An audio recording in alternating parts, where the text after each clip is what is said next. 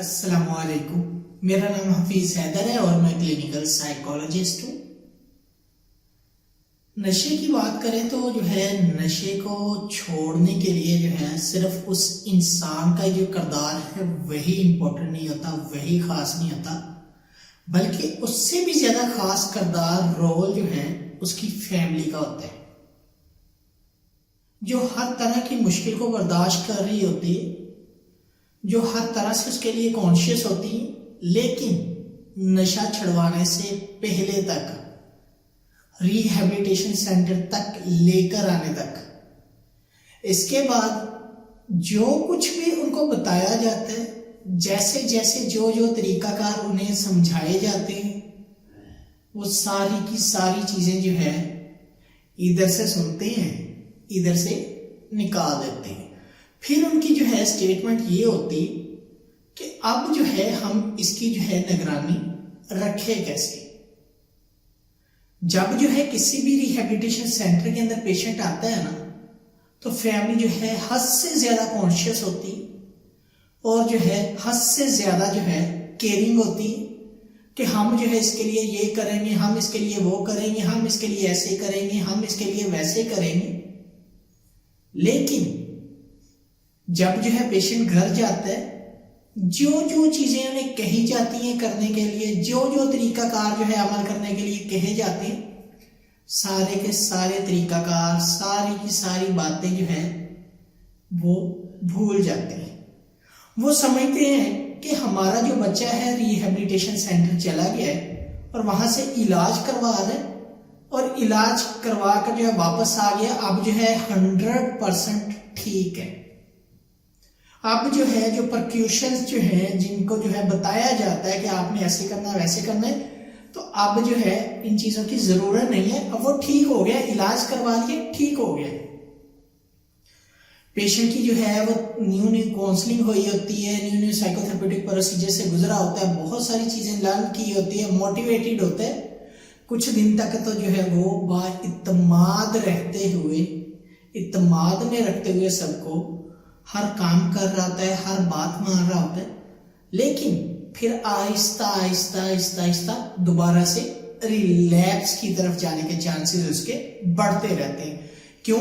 क्योंकि फैमिली ये समझती कि हमारा बच्चा हमारा प्यारा ठीक हो गया है, अब इसे इलाज की जरूरत नहीं है, अब इसे किसी चीज की जरूरत नहीं है, और ना ही अब इसे प्रॉपर फॉलोअप की जरूरत है, और ना ही दोबारा चेकअप की जरूरत है।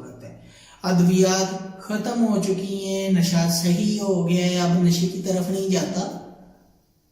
तो ये चीजें ऑटोमेटिकली फैमिली जो उसकी फैमिली की रोल एंड रिस्पॉन्सिबिलिटीज होती है ना, आहिस्ता आहिस्ता भूल जाते हैं, और जिसकी वजह से रिलैप्सेस होते हैं। रिलैप्स का मतलब है दोबारा नशे की तरफ जाना।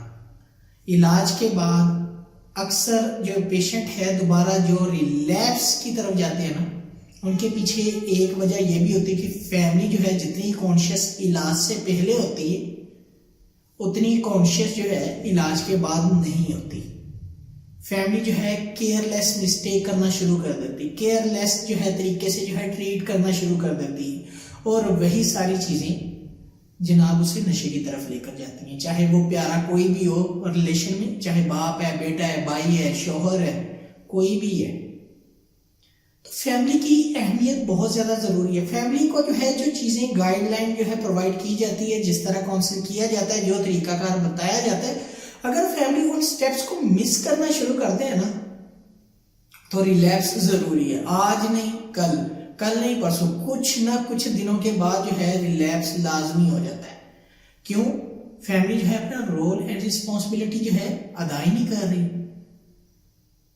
फिर बाज दफा जब रिलैप्सिस हो जाते हैं, पेशेंट दोबारा रिहैबिलिटेशन सेंटर आता है, और जब वो तफसीलन बताते हैं कि ये चीजें हुई हैं, तो फिर हम पूछते हैं आपका रोल कहाँ था। तो फिर उनकी एक लेम एक्सक्यूजेस की लिस्ट होती है, जिसमें मेजर लेम एक्सक्यूजेस ये होता है कि हम कब तक इसकी निगरानी कर सकते हैं, हमारी बात ही नहीं मानता, यही काम नहीं करता, वो काम नहीं करता। जब आपकी बातें मानता है तो आपने फिर मौके क्यों दिए शुरू में, क्यों रिलैप्स की तरफ जाने के लिए जो है उसे जो है एक खुद रास्ता तलाश करके दिया है कि भाई आप जो है जो भी कहेंगे हम जो है वेलकम मानेंगे, हर बात एक्सेप्ट करेंगे। भाई जिस तरह आपको काउंसिल किया गया है, अगर आप जो है उस डायरेक्शन को फॉलो नहीं करोगे तो रिलैप्स तो जरूरी है। तो रिलैप्स को जो है बेहतर करने के लिए, दोबारा अपने प्यारे को नशे से जो है बचाने के लिए फैमिली का बहुत ज्यादा जो है अहम रोल है।